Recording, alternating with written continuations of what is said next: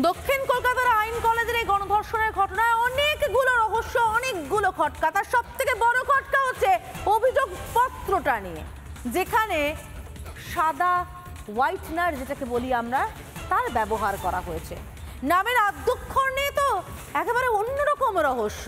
একটা বড় জায়গা ছাড়া সেখানে ছোট্ট করে আদ্যক্ষর লেখা, এমনকি হাতের লেখা তা নিয়েও বিস্তর অসঙ্গতি রয়েছে। কে বা কারা এই অসঙ্গতির জায়গা তৈরি করেছে সেটারও কি তদন্ত চলছে? নজর রয়েছে আমাদের।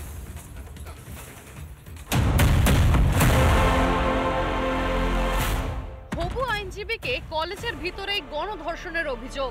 কসবার সাউথ ক্যালকাটা ল কলেজের ছাত্রীকে ধর্ষণের অভিযোগে গ্রেফতার তৃণমূল কংগ্রেসের কীর্তিমান মনোজিৎ মিশ্র ও তার দুই সাঙ্গপাঙ্গ। কসবা থানায় নির্যাতিতার যে অভিযোগের ভিত্তিতে মনোজিতরা গ্রেফতার, সেই অভিযোগ পত্রের ছত্রে ছত্রে খটকা। প্রশ্ন 1, কেন নামের বদলে আদ্যক্ষর? যে মেয়েটি অভিযোগ করছে সেই মেয়েটিকে অভিযোগ করার সময়তে নামগুলো না লিখে তার নামের আদ্যাক্ষর লিখেছিল। মানে মনোজিৎ এম, জাইব হয়ে গেছে জে, প্রমিত হয়ে গেছে পি। এটা কি মেয়েটি করেছে? প্রশ্ন 2, কেন হঠাৎ অতিরিক্ত জায়গা? কোথাও কি খুব বেশি গ্যাপ লাগছে? নেই কিন্তু। অথচ তুমি দেখো এই জায়গাটা অ্যাজ ইউজুয়ালের পরে ফুল স্টপ দেওয়া হলো। ফুল স্টপের পরে এখান থেকে শুরু করে এই এতখানি জায়গা, এখানে কোনো একটা নাম ছিল মনে হচ্ছে, কারণ সেইটাকে কোথাও হোয়াইটনার দিয়ে ডিলিট করে কি তাহলে ডিনোটেড অ্যাজ জে করা হয়েছে? প্রশ্ন 3, কেন মিল নেই হাতের লেখায়?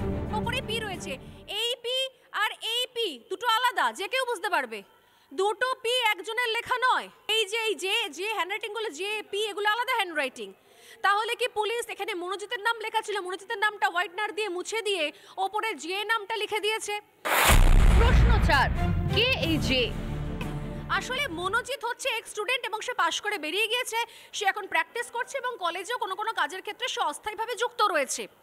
কিন্তু যে যার কথা বলা হচ্ছে, অর্থাৎ জাইব আহমেদ যার কথা বলা হচ্ছে, সেই ছেলেটি একটি 19 বছরের ছেলে, যে ওই কলেজে এখনো পড়ে, এখনো পড়ুয়া।